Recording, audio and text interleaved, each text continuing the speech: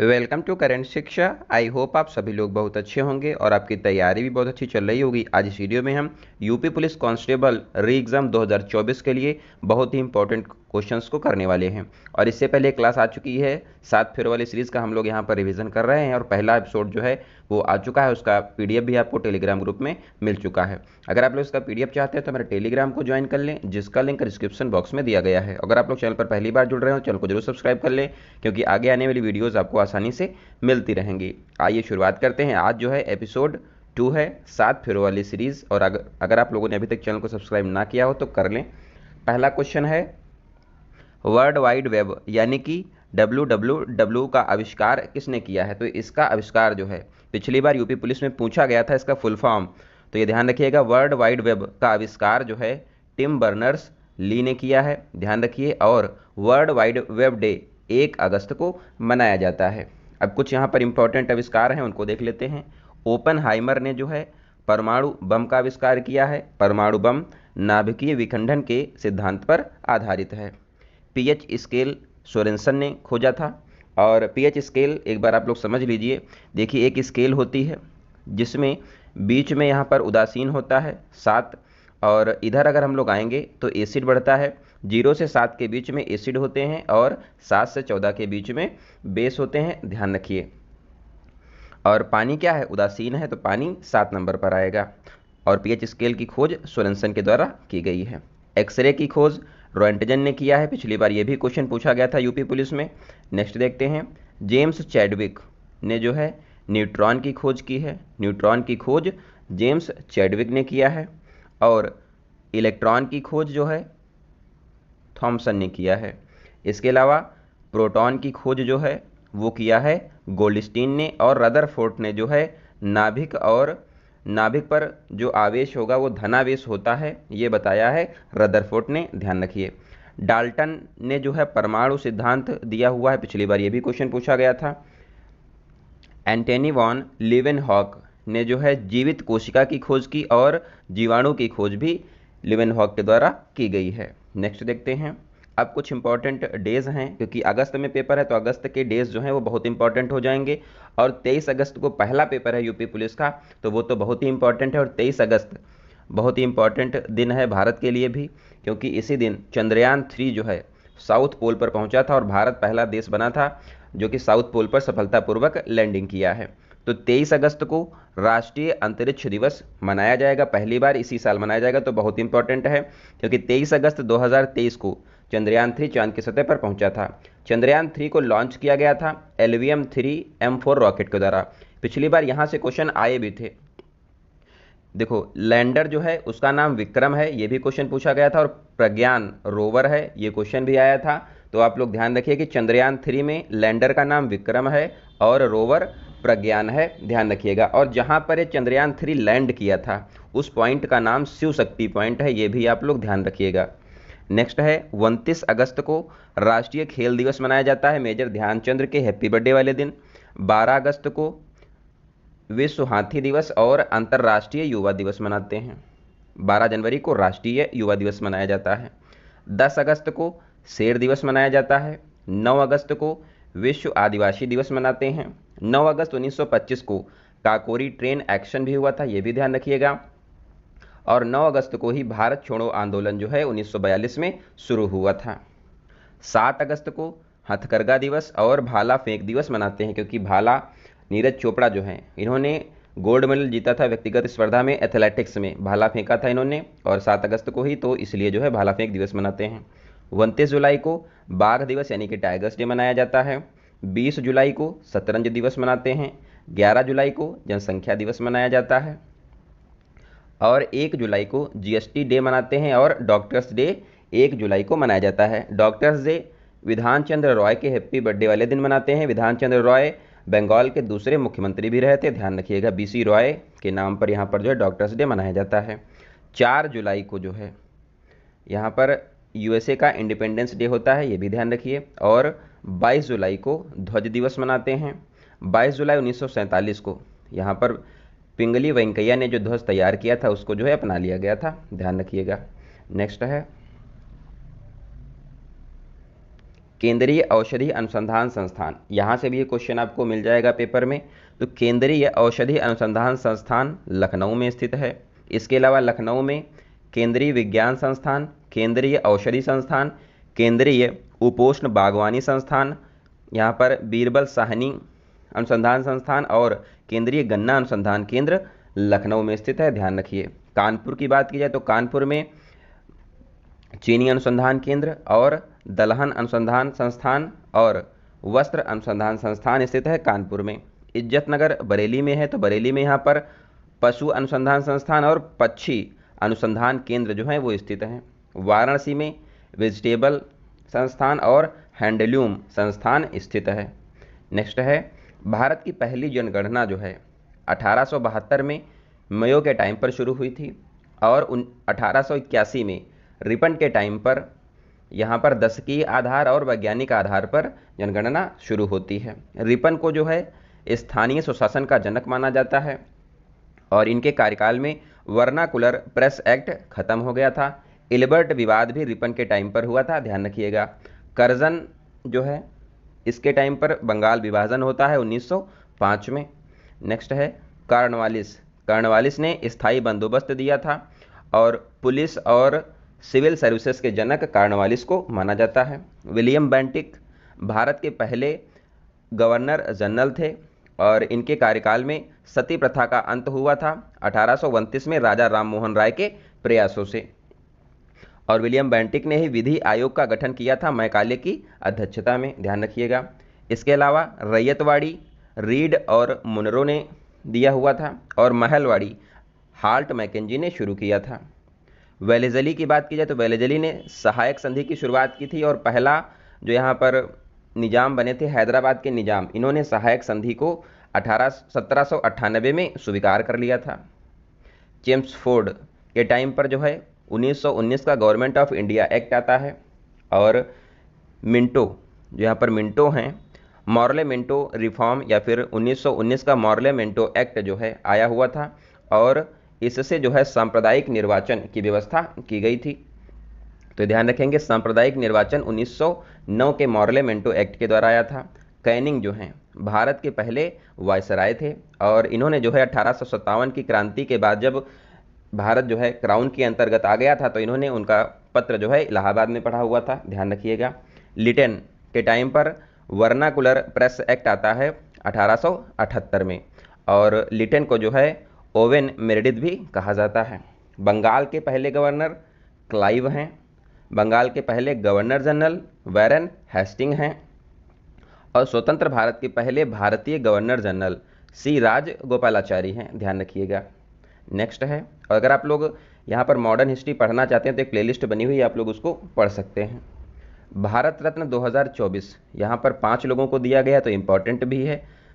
देखो, पहला है चौधरी चरण सिंह को दिया गया है भारत रत्न, दूसरा कर्पूरी ठाकुर को, तीसरा लाल कृष्ण आडवाणी और पीवी नरसिम्हा राव और एमएस स्वामीनाथन को 5 यहाँ पर भारत रत्न दिए गए 2024 में। चौधरी चरण सिंह का हैप्पी बर्थडे होता है 23 दिसंबर को, इस दिन हम लोग किसान दिवस मनाते हैं। कर्पूरी ठाकुर को बिहार में जननायक कहा जाता है। लाल कृष्ण आडवाणी भारत के यहाँ पर उप प्रधानमंत्री भी रह चुके हैं। पीवी नरसिम्हा राव प्रधानमंत्री थे और जब यहाँ पर एलपीजी आया हुआ था भारत में, एलपीजी, तो ध्यान रखिएगा पिछली बार यूपी पुलिस में पूछा गया था, इसका full form liberalisation, privatisation and globalisation इसका फुल फॉर्म हो जाएगा। और एमएस स्वामीनाथन जो हैं भारत में हरित क्रांति के जनक हैं, इनको भी भारत रत्न दिया गया है। नेक्स्ट है पंडित बिरजू महाराज, ये कथक के फेमस कलाकार हैं और ये कालका विद्याधीन घराना से संबंधित हैं और लखनऊ घराना से संबंधित हैं। सितारा देवी कथक की फेमस कलाकार हैं। इसके अलावा खान अब्दुल गफ्फार खान को सीमांत गांधी कहा जाता है और इन्होंने जो है खुदाई खिदमतगार दल की स्थापना की और इसी को जो है लाल कुर्ती दल भी कहा जाता है। खान अब्दुल गफ्फार खान पहले विदेशी व्यक्ति हैं जिनको भारत रत्न दिया गया था, ध्यान रखिए। नेक्स्ट है फॉरवर्ड ब्लॉक के संस्थापक कौन हैं, तो ये हो जाएंगे सुभाष चंद्र बोस, फॉरवर्ड ब्लॉक के संस्थापक। इन्होंने जो है 1939 में फॉरवर्ड ब्लॉक की स्थापना की थी। ब्रह्म समाज राजा राम मोहन राय ने स्थापना किया है। स्वामी दयानंद सरस्वती ने आर्य समाज की स्थापना 1875 में की। ज्योतिबा फूले ने सत्य शोधक समाज की स्थापना किया हुआ है और इनकी बुक है गुलामगिरी, ध्यान रखिए, ज्योतिबा फूले की। गोपाल कृष्ण गोखले ने सर्वेंट सोसाइटी की स्थापना की 1905 में। आत्माराम पांडुरंग ने प्रार्थना समाज की स्थापना की 1867 में। गुरु रविन्द्रनाथ टैगोर ने शांति निकेतन की स्थापना वेस्ट बंगाल में की और शांति निकेतन भारत का 41वां यूनेस्को वर्ल्ड हेरिटेज साइट भी है, ध्यान रखिए। अब जो है भारत में वर्तमान में 43 यूनेस्को वर्ल्ड हेरिटेज साइट हैं। पहला यहाँ पर 41वां तो शांति निकेतन है, 42वां होयसल के मंदिर कर्नाटक में है, यूनेस्को विश्व धरोहर में शामिल किए गए हैं। और अभी हाल ही में 2024 में 43वां बना है असम के चराई मोइदम, जो कि अहोम साम्राज्य की यहाँ पर टीला दफन प्रणाली है, ध्यान रखिएगा।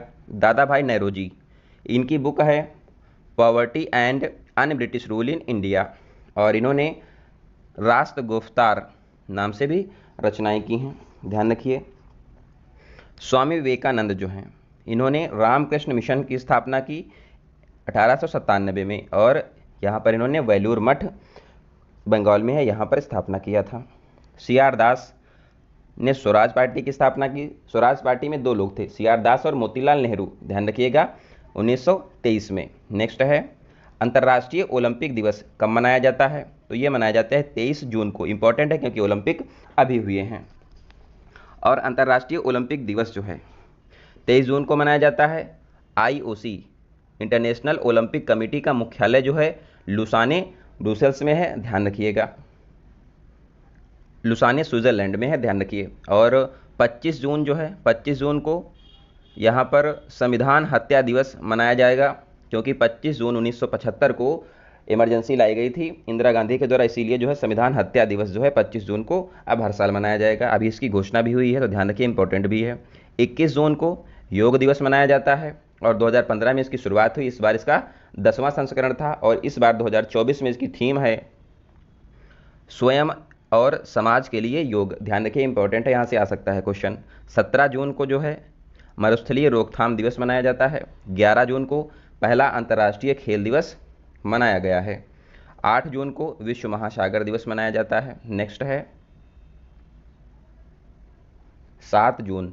7 जून को फूड एंड सेफ्टी डे मनाया जाता है। 5 जून को पर्यावरण दिवस मनाते हैं और 1 जून को विश्व दुग्ध दिवस मनाया जाता है और राष्ट्रीय दुग्ध दिवस 26 नवंबर को मनाते हैं और कॉन्स्टिट्यूशन डे भी 26 नवंबर को मनाया जाता है। नेक्स्ट है कुछ यहाँ पर बौद्ध संगति से इंपॉर्टेंट पॉइंट है। अभी तो है एंशिएंट हिस्ट्री, यहाँ पर चैनल पर आपको पढ़ाई जा रही है, वहाँ पर आप लोगों ने अगर देखा होगा तो आपको ये सब कुछ पता होगा।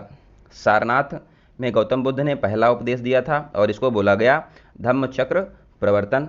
श्रावस्ती में इन्होंने सबसे ज़्यादा उपदेश दिए हैं। महात्मा बुद्ध का जन्म लुम्बिनी नेपाल में हुआ था और इनको मोक्ष यानी कि इनकी मृत्यु कुशीनगर कुशीनारा में हुई थी। और अंगुत्तर निकाय एक इंपॉर्टेंट यहाँ पर है, इसमें 16 महाजनपद का जिक्र किया गया है।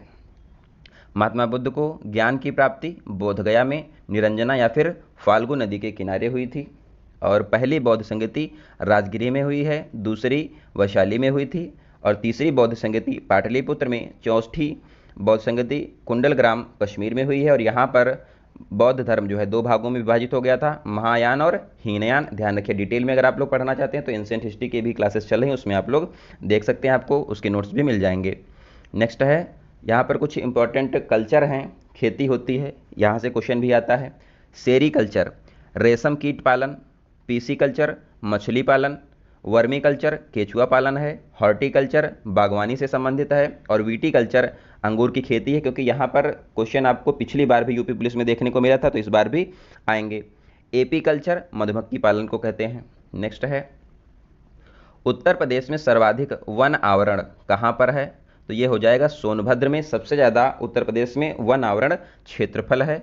उत्तर प्रदेश में न्यूनतम वन आवरण क्षेत्रफल भदोही या फिर संत कबीर रविदास नगर में है। और परसेंटेज की बात करें तो परसेंटेज में भी सोनभद्र में सबसे ज़्यादा है और सबसे कम परसेंटेज में भी भदोही संत रविदास नगर में है, ध्यान रखिए, क्योंकि संत रविदास नगर का पहले नाम भदोही था, ध्यान रखिएगा।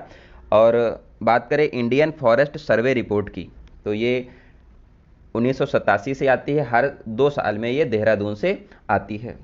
अगर बात की जाए यहाँ पर विशेष करके उत्तर प्रदेश की तो यहाँ पर उत्तर प्रदेश में वन क्षेत्रफल 6.15% है और वृक्ष क्षेत्रफल 3.08% है और टोटल 9.23% जो है यहाँ पर पूरा यहाँ पर फॉरेस्ट कवर है उत्तर प्रदेश में। अगर बात की जाए सबसे ज़्यादा यहाँ पर उत्तर प्रदेश में वृद्धि कितनी हुई है वन क्षेत्र में, तो यहाँ पर 12 किलोमीटर स्क्वायर जो है इसकी वृद्धि हुई है, और सबसे ज़्यादा वृद्धि सहारनपुर में हुई है और सबसे कम वृद्धि सोनभद्र में हुई है पिछली बार की अपेक्षा। नेक्स्ट देखते हैं। अब सेंसस से कुछ इंपॉर्टेंट फैक्ट हैं, यहाँ से भी क्वेश्चन आपको एग्जाम में देखने को मिल सकता है, डायरेक्ट यहाँ से क्वेश्चन आ सकता है। 2011 सेंसस, पॉपुलेशन है यहाँ पर, सबसे ज़्यादा पॉपुलेशन उत्तर प्रदेश की है और सबसे कम पॉपुलेशन सिक्किम की है। एरिया की बात की जाए, सबसे ज़्यादा एरिया राजस्थान का है, उत्तर प्रदेश चौथे स्थान पर है, और सबसे कम एरिया गोवा का है। यहाँ पर जनसंख्या घनत्व की बात की जाए तो सबसे ज़्यादा राज्यों में बिहार का है, और अगर यूटी में बात की जाए तो दिल्ली का है। मिनिमम यहाँ पर जनसंख्या घनत्व अरुणाचल प्रदेश का है 17, तो ये ध्यान रखिएगा। लिंगानुपात भारत का 943 है, और सबसे ज़्यादा लिंगानुपात मैक्सिमम यहाँ पर जो है वो केरल का है, और मिनिमम हरियाणा का लिंगानुपात है, ध्यान रखिए। साक्षरता की बात की जाए तो ओवरऑल भारत की 73% जनसंख्या जो है वो साक्षर है। सबसे ज़्यादा साक्षरता केरल में है और सबसे कम साक्षरता बिहार में है। अगर बात की जाए एससी और एसटी की, तो एसटी की बात की जाए तो सबसे ज़्यादा एसटी मध्य प्रदेश में है और सबसे कम एसटी जो हैं, अगर परसेंटेज वाइज देखा जाए तो सबसे ज़्यादा एसटी मिजोरम में है। सबसे ज़्यादा अगर देखा जाए तो मध्य प्रदेश में है, और परसेंटेज वाइज सबसे ज़्यादा मिजोरम में है। यहाँ की जनसंख्या 94% एसटी ही है। एससी की बात की जाए, सबसे ज़्यादा एससी उत्तर प्रदेश में है, उत्तर प्रदेश में भी सीतापुर में सबसे ज़्यादा एससी है, और परसेंटेज वाइज एससी की पॉपुलेशन जो है पंजाब में सबसे ज़्यादा है, ध्यान रखिएगा। सो आई होप आपको ये क्लास अच्छी लगी होगी। इसका जो पीडीएफ है आपको टेलीग्राम ग्रुप में मिल जाएगा, आप लोग उसको ज्वाइन कर सकते हैं। इसके अलावा यूपी स्पेशल की भी एक सीरीज चल रही है, अगर आप लोग उसको भी देखना चाहते हैं तो उसको भी देखिए। वहाँ पर आपको यूपी जीके का एक भी क्वेश्चन आपको एग्जाम में वहाँ से ही सब कुछ फंस जाएगा और आपका कुछ भी गलत नहीं होगा।